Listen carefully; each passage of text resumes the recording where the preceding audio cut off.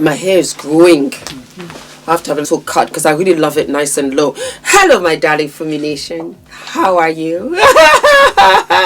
How are we doing, my darlings? Are we well?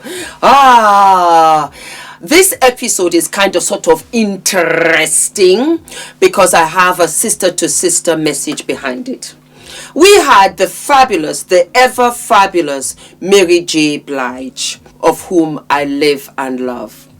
Mary J. sat down for an interview and she did a little tete-a-tete and talked about an experience, an unpleasant experience she had with another celebrity. And I want you guys to take a listen, okay? You may have heard this before, but I ain't saying no names. But you ain't saying no names. I just met this person, and I was excited, so excited to meet them. And this is when, back then, when your roots was dark and your hair was blonde, but people didn't know what it was, but we knew what it was. Okay. So this person goes, you really should dye your hair, your roots the same color as your hair. And you need to learn how to sing on key. I ain't saying no names, but I was like, okay, let me go and see if I'm singing flat or whatever that means. Right. So, but I ain't saying no names. I was like, that was fucked up because I was excited to meet this person, and I mean like gung ho. Somebody that you really looked up to. Someone that I absolutely love so much. And yeah, that's tough. And that's what they said to me. Like it was my first time, and they was like froze me like that. And I thought it was gonna be like, hello, and you need to. It was very petty, and you need to sing on key. I was like, yeah. I was crushed. But that's why you speak about being humble and treating people a certain way. Yeah, I try to treat people kind, but if you do some funny, stupid shit, I might say some. It's not going to feel good. Yeah, but people do stupid stuff. They say stupid stuff, and I just get them a stupid response. Yeah. But I ain't saying no names. We can't be doing that to each other, people. Just be nice. It's life. You can't tell these people that they can't. They going. It's the world. They're gonna do what they do. Yeah. So that was that, and I was really curious as to who turned Miss Mary J out like that. Yeah. Then, out of the clear blue sky, the internet will go digging. And then in quick succession, sometime this morning, I got wind of this. And I was like, oh, wow. Here we go. During a time in the 1990s, when you would introduce the Rufus song Sweet Thing, which was your ballad. I wrote it. You would call it the song Mary J. Blige fucked up. Is that true? Well, I didn't say that out in public. I might have said it to her. Okay, but so you did believe but she fucked it up. I told Mary J. Blige she fucked it up. How'd she fuck it up? Number one, her vocals were flat. And I asked her, I said, what time of day was it? Night. What were you doing when you decided to cover Sweet Thing? Where were you at when you covered it? Girl, I've been up all late and I was at 8 o'clock in the morning, girl. I said, girl, you don't sing nothing at 8 o'clock in the motherfucking morning. Especially if you have to get up to sing it. If you'd have been up all night, smoking crack or something, I don't know, might have been a whole different thing. But you don't get up at 8 o'clock in the morning to sing, girl. But she and I have that kind of relationship. We can talk. Yeah, you guys ended up recording together, right? Yeah, this was not we can something talk. you didn't. We can honestly talk. Yes. I love her. She loves me. We don't have a problem. Yeah. Now the press would love to make it a fucking problem. All the F-bombs. My God. All the F-bombs. So that was Chaka Khan. And I did not know. Now I know that you should not sing in the morning. Your voice, I guess, has to, be warmed up and everything before you really come out and sing any kind of ballads.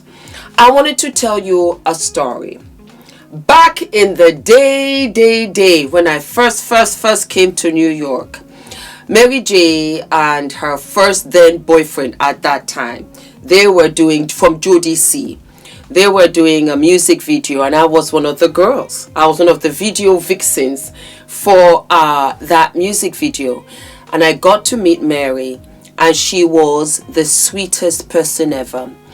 I mentioned that because if you look at Mary as I did, I looked at her facade and she seemed so strong and so, I will deal with you. But in actual fact, she's a very soft, quiet, sweet human being. About 10 years later, I met her in the Hamptons, and it was a private party kind of thing. No, girl, I was a guest of a guest of a guest, so that was how I got to be in that space. It wasn't like they knew me or I was anybody big at the time. Absolutely not. But I was absolutely shocked because it was not completely, but it was a really white crowd, and Mary J was invited to sing at this private event. And she was a little bit shy. And I will never forget, I came right in front and I was like, you go girl, yeah, yeah. And I was singing and I was hopping, I was bumping. And that kind of gave her the confidence to really pop it off. And later on, she touched my hand and she said, thank you. I will never forget it. This is 30 years ago now. And the point I wanted to make is, you can say all kinds of things to folk, but people will never forget how you made them feel. And it goes for all of us. I am sure there are things that people have said and done to all of us that have made us feel a certain kind of way, whether good, bad, or indifferent. There are certain people in my life that said certain things to me, and I never forgot it. I never forgot it. As the years went on, they became very small. And I realized that a lot of things people say carelessly or do carelessly, it is truly a reflection of them.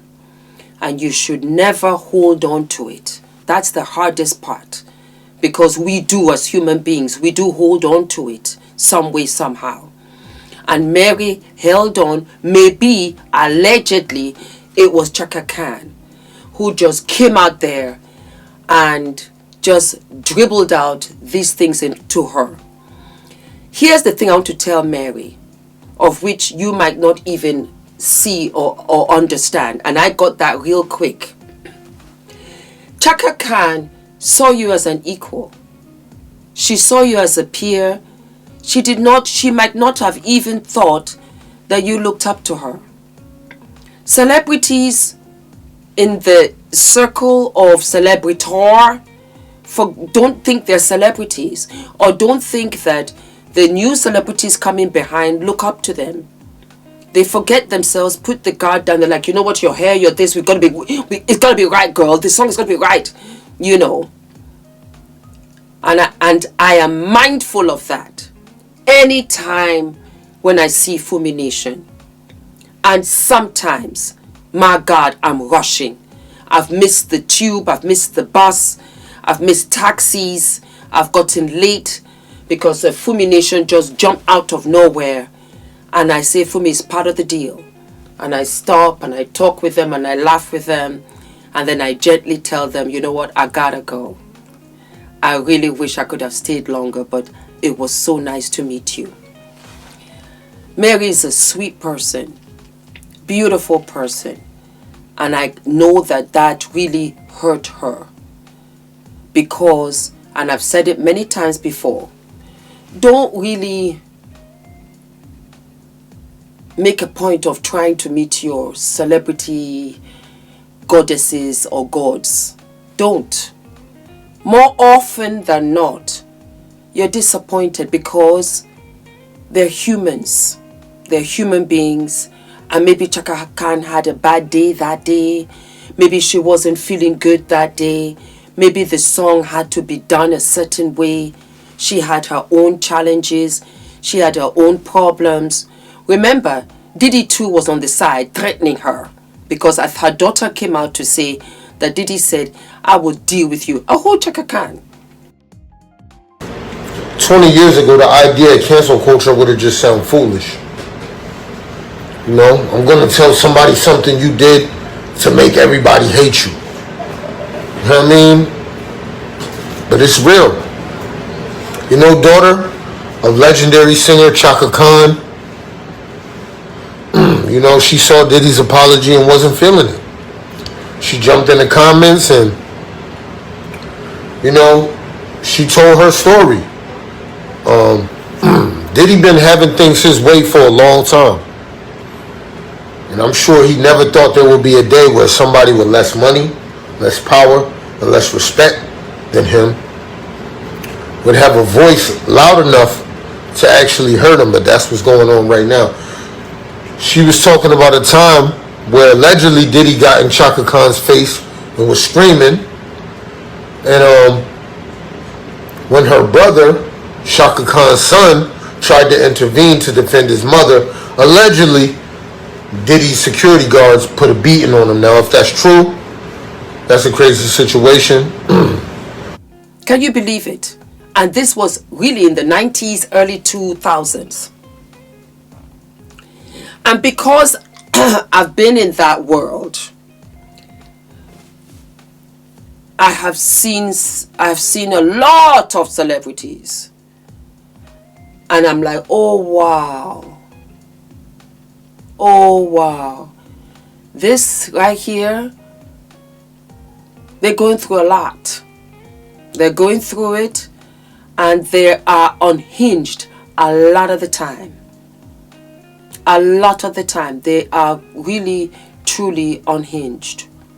We have very few, and I bring Mary J again because I must have been in America for maybe a month when my model agency booked me on this music video job, because music videos were big in those days. That was how I paid my rent. That was how I paid the bills. I wasn't doing the big modeling shows and stuff, and the shows actually came, you know, twice a year, which was, you know, in the February, March, September, October. But in between then, we did all kinds of jobs and stuff, and I really didn't mind doing music videos. And so I did all of these music videos, which was so much fun, just to be on set and see all of these artists, stylists, hair people, accessories, other models, other actresses trying to come up. It was a phenomenal time. The 90s, my God. And Mary J was the it even then. And she is just the sweetest person. You know, maybe she pretends to be, you know, tough. Far from it. She's not tough at all. She's a very soft, sweet, sweet person. And I'm sorry that happened to you, but I wanted you guys also to know that it happens to all of us. Somebody we admire, even at work, or even, you know, family members. Somebody says something to you, and it really hurts you, and you carry it for years because of how they made you feel. Don't take it to heart. 90% of the time is who they are. It's their shortcomings, it's their challenges, it's their traumas, it's their childhoods. Leave it to God and just move on. Pray for them even. Because I think to myself, allegedly, can you imagine the kind of relationship Mary J and Chaka Khan would have had? If it was so, what a loss for Chaka Khan, because Mary J really is a sweet soul. That's all I gotta say, my darlings. Always be mindful of how you treat other people. How you treat them, how you talk to them. Be mindful. They've got feelings too. And sometimes, you know, it goes on and on and on and on. And then one day they just walk away. Not mad, not shouting, no tears. They just walk away. And that's when you feel it. And you realize and you know what you've done has been wrong. You know. So don't do it. Don't tolerate it. Don't scream, don't shout. Walk away. it is forever and always be their loss. Don't forget to like, to subscribe, hit the notification button, baby. And I'll see you I'll see you sooner than later. All of my love. Guys, my name is ENITAN, hair coach. I am UK's first ever hair coach and a trichologist. We are a team of trichologists and hair coaches here in W6 London, and we help those who are desperate and have tried and everything else has failed. We look after those who have chronic scalp concerns, flaky, itchy scalp that's been going on for many years. We help those that have hair loss that has progressed instead of improved, and we help those that just generally want to have a better understanding of better quality hair, length, volume, and reduce that dryness. Visit us by clicking